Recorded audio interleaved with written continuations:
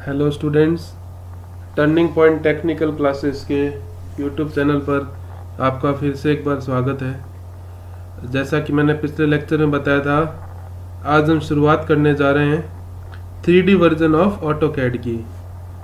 इससे रिलेटेड 3 से 4 लेक्चर ही है आपके, और ये कवर करने के बाद आपका 3D वर्जन भी ऑटोकैड का कंप्लीट हो जाएगा।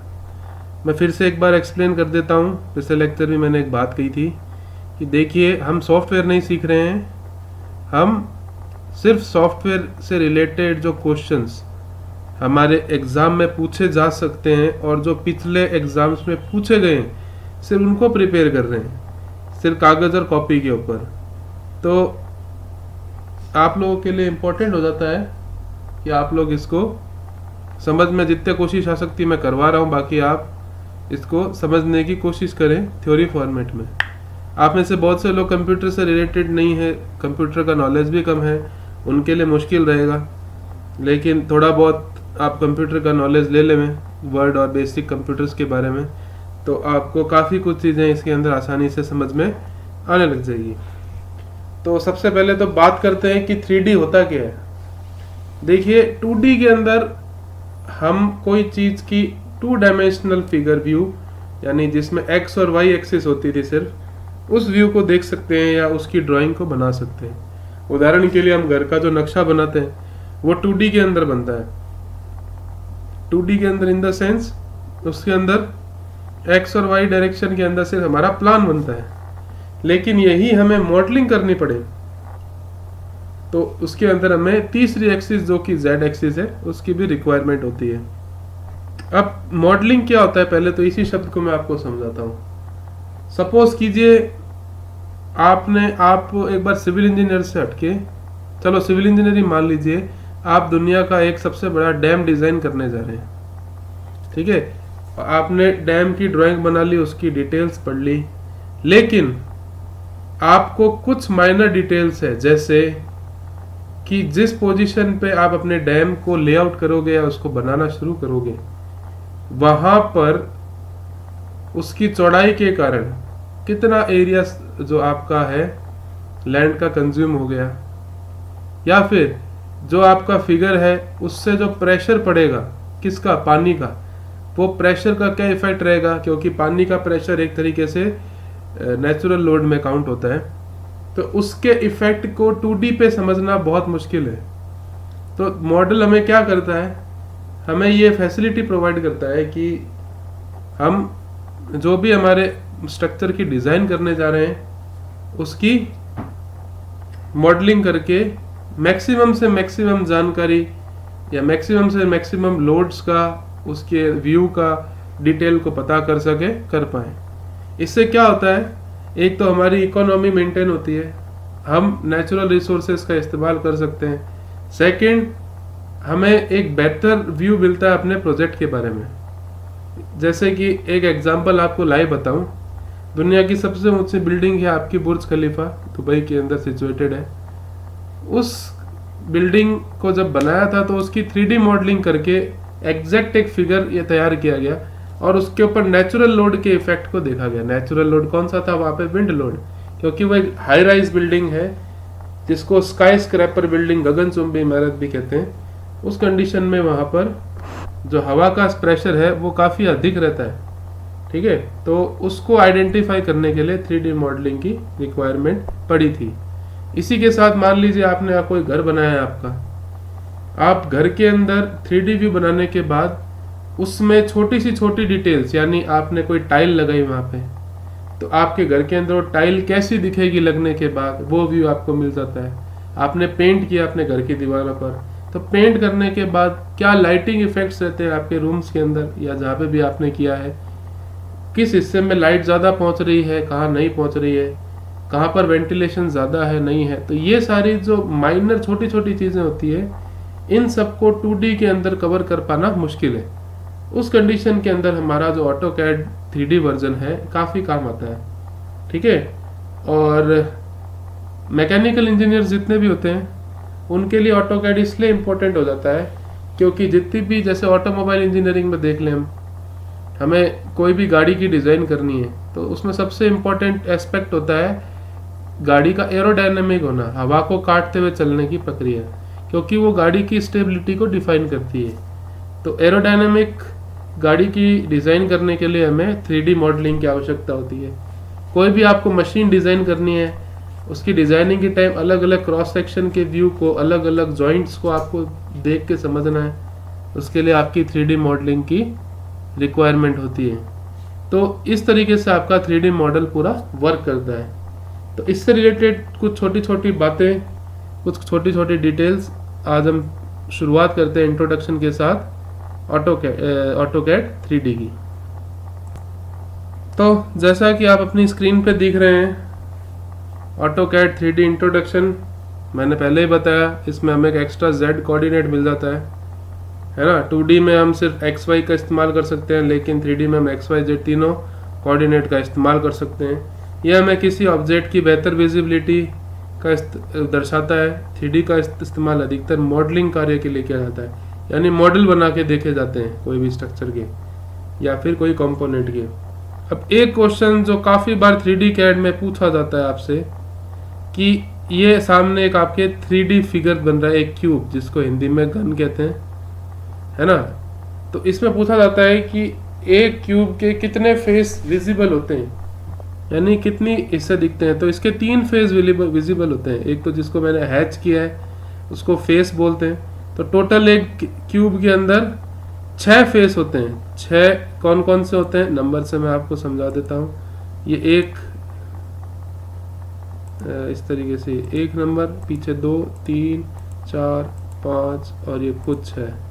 तो आपके 6 फेस होते हैं आपके ऑटोकैड 3D के अंदर, ठीक है ना। इसके 6 आप एक बचपन में हम गेम खेलते थे, लूडो खेलते थे, उसमें पासा चलते थे, तो उसको देखेंगे आप, उसमें 6 नंबर, 1 से लेके 6 नंबर तक नंबरिंग चलती थी, तो वो उसके फेस कहलाते हैं, ठीक है।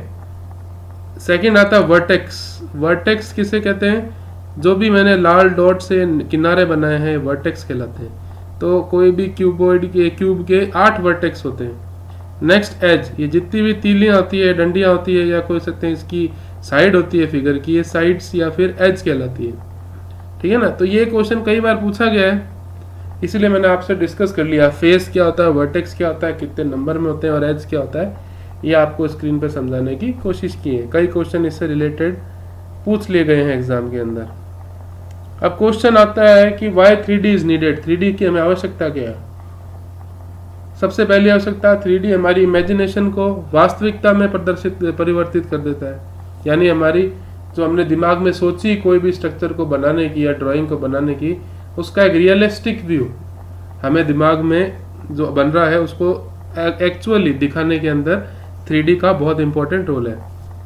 3D के अंदर मॉडलिंग, रेंडरिंग, प्रिंटिंग, इन सब की मदद से ऐसा करना संभव हो पाता है। अब ये क्या होती हैं, आने वाले लेक्चर्स में, वीडियोस में हम डिटेल में जानेंगे, ठीक है ना। ये कॉस्ट कटिंग में बहुत फायदेमंद है। कॉस्ट कटिंग यानी आप खर्चा कम कर सकते हैं। सपोज कीजिए आपने घर बनाया और घर में आपको पता चला इस पर्टिकुलर हिस्से में लाइटिंग कम आ रही है, तो आप उसका ओरिएंटेशन कुछ इस कर सकते हैं घर का डिजाइनिंग में कि आपको नेचुरल लाइट, बाहर से जो सूरज की रोशनी है वो मैक्सिमम मिल सके।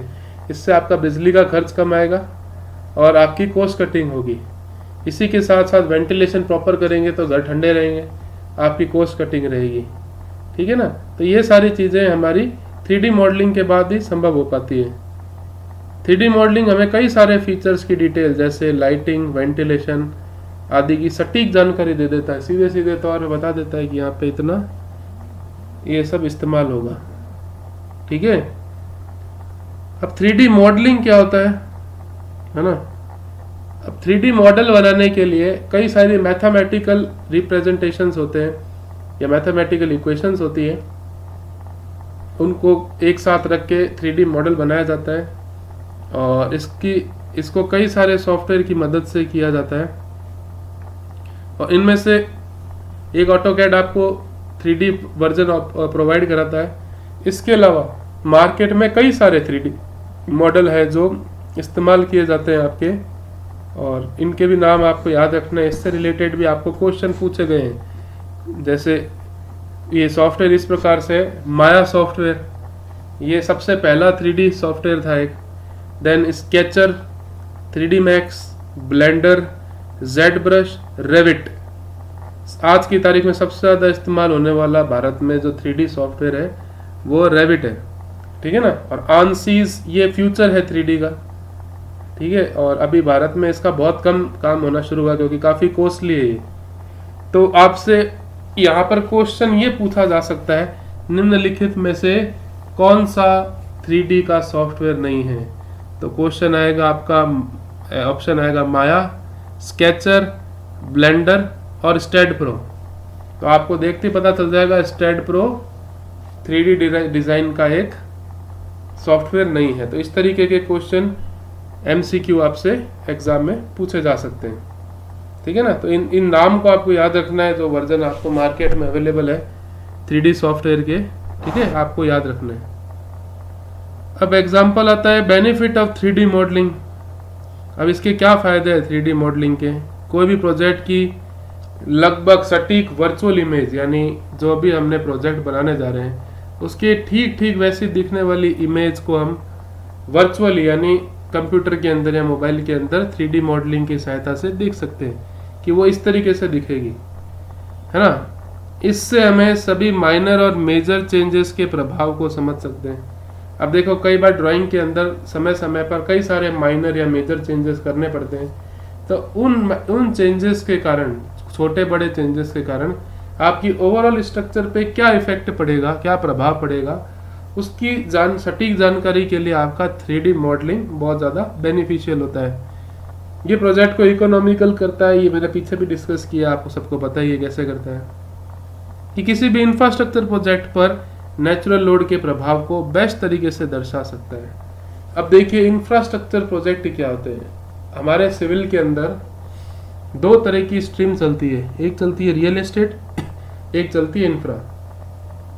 रियल एस्टेट जिसमें आपकी कोई भी घर बना लिया, अपार्टमेंट बना लिया, मॉल बना लिया, कोई फैक्ट्री कर ली, जिसमें एक जैसे स्ट्रक्चर या बेसिक जो आपका स्ट्रक्चरल पॉइंट ऑफ व्यू वो सेम रहता है ना। या आप कह सकते हैं अर्बन एरियाज में होने वाले जितने शहरी इलाकों में, ग्रामीण या तहसील वाले इलाकों में जो कंस्ट्रक्शन होता है हमारे इस्तेमाल के लिए, उसको हम एक तरीके से कह सकते हैं रिटेल स्ट्रक्चर कह सकते हो, या फिर आप उसको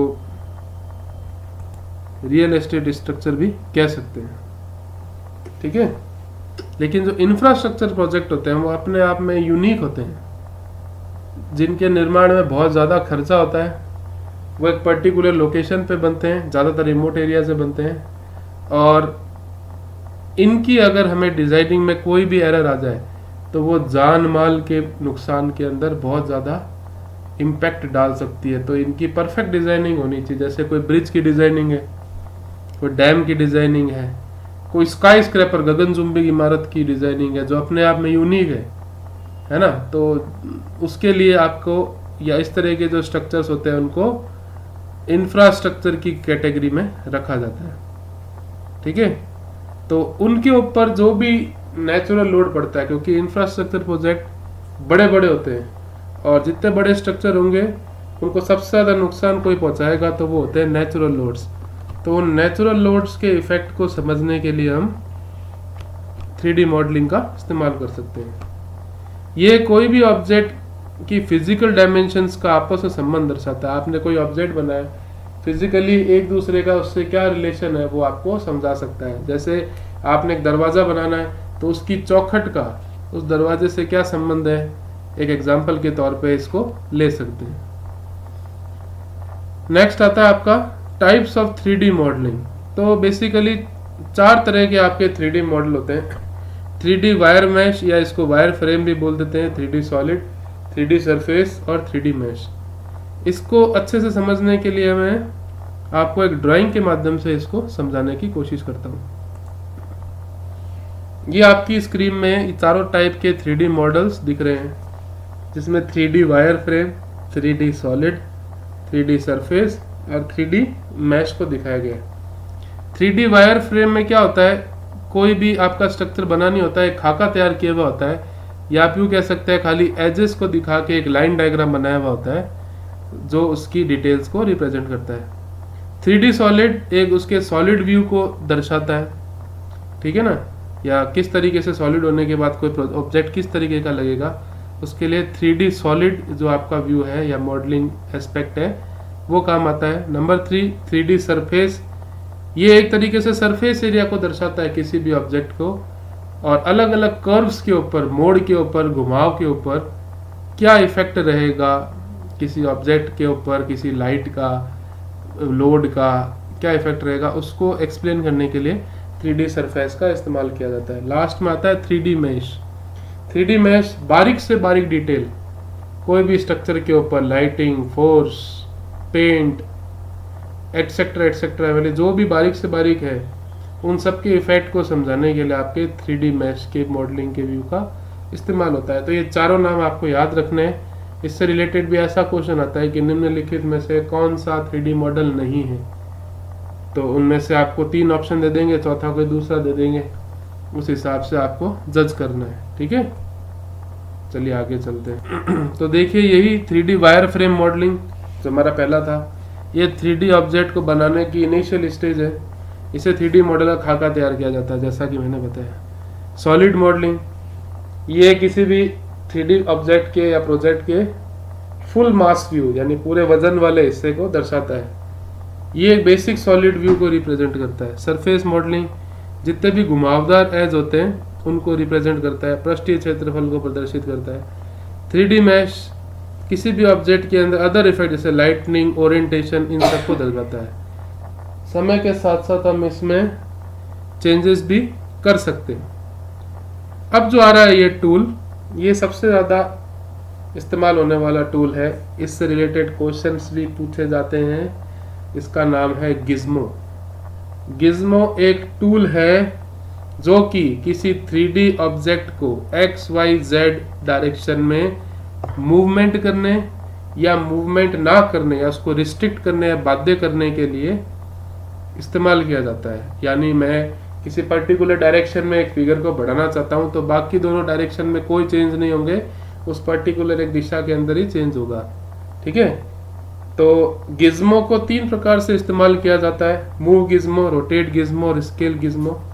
उनके रिलेटेड कमांड सामने लिखी हुई आपकी 3D मूव, 3D रोटेट और 3D स्केल। तो इसका एक व्यू कैसा आपको मिलता है उसको एक इमेज के माध्यम से समझाता हूं। तो आप देखेंगे आपके सामने 3 फिगर दिख रहे हैं, मूव, रोटेट और स्केल।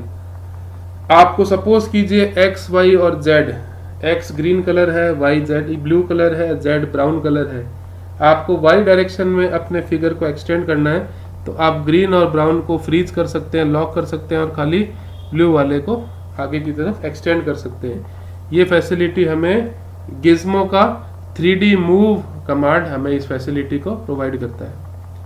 रोटेट, रोटेट यानी आप अपने फिगर को, ऑब्जेक्ट को किसी एक एक्सिस के अबाउट, एक्स वाई जेड के अबाउट रोटेट कर सकते हो, घुमा सकते हो।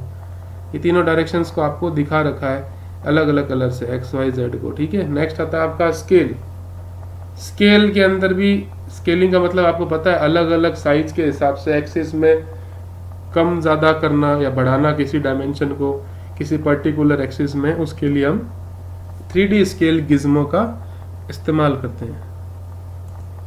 तो इससे रिलेटेड ये क्वेश्चन आया था एग्जाम में कि गिज्मो में जो हमें 3D मूव, 3D रोटेट और 3D स्केल कमांड है ये मिलती कहाँ है, तो ये हमें ऑटोकैड के होम टैब के मॉडिफाई पैनल में मिलती है, तीनों की तीनों।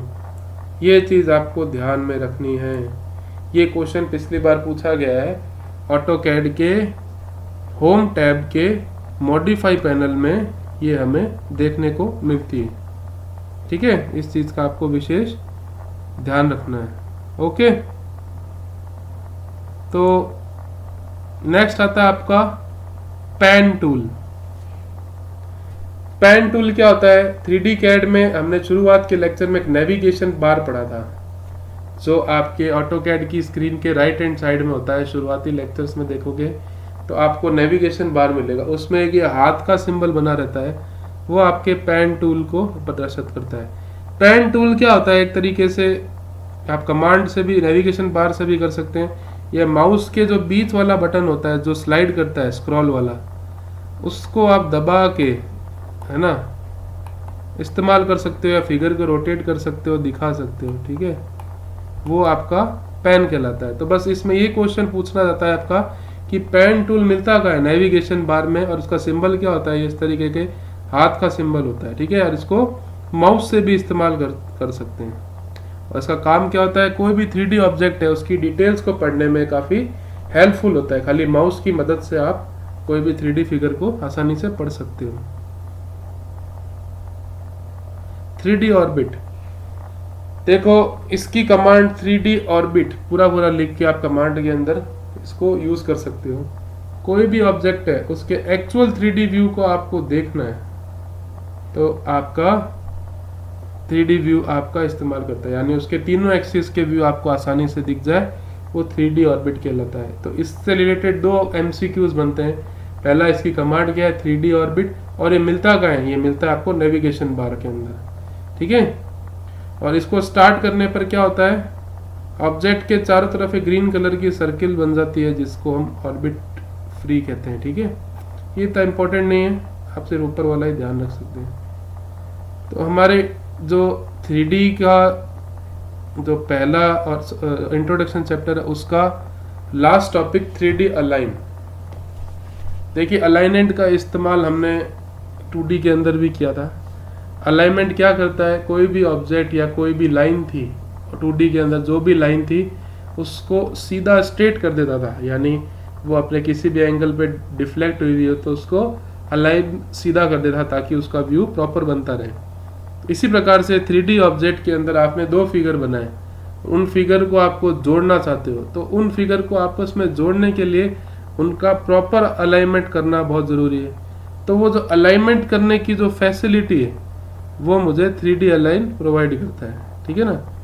इससे रिलेटेड क्वेश्चन भी क्या आता है कि इसकी कमांड क्या होती है, 3D अलाइन होती है।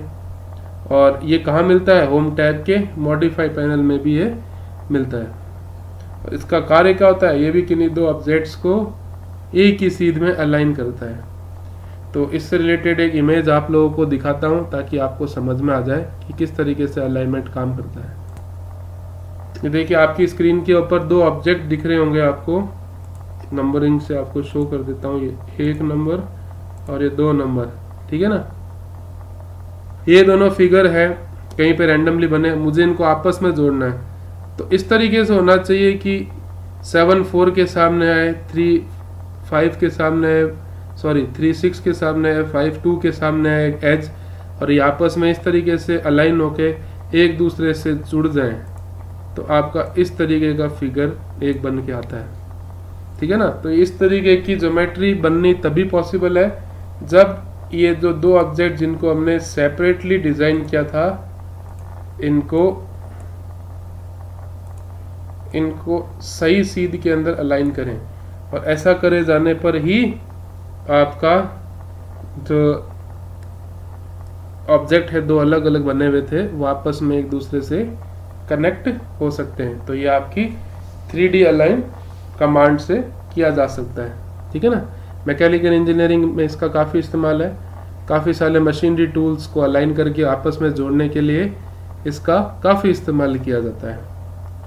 तो आज के लेक्चर में इतना ही 3D का इंट्रोडक्शन, होपफुली आप लोगों को समझ में आया होगा। और अगले लेक्चर में मिलेंगे हम 3D के रिलेटेड कुछ बेसिक कमांड्स, बेसिक इंफॉर्मेशंस के साथ। तब तक के लिए आप लोगों से पहले भी कहा था, फिर से कह रहा हूँ, रिक्वेस्ट कर रहा हूँ, पढ़ते रहिए और तैयारी करते रहिए, और ऑटोकैड के अंदर भी जितनी कमांड्स हैं उनको रटते रहिए। इनसे रिलेटेड जितने भी क्वेश्चन हैं वो आपको आने वाले टाइम में सेंड कर दूंगा। और 3 लेक्चर मेरे और बचते हैं 3D के, उसके बाद आपका ऑटोकैड सब्जेक्ट कंप्लीट हो जाएगा।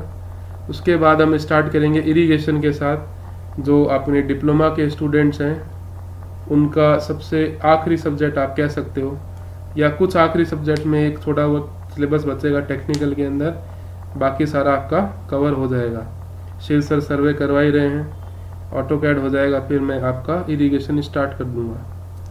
तब तक के लिए बस यही कहूँगा, पीछे का भी पढ़ते रहिए। कुछ ऑब्जेक्टिव्स आप लोगों को ग्रुप पे भेजे थे, होपफुली आप लोग कर रहे होंगे। तब तक के लिए मैं Rohit Vyas signing off. Thank you.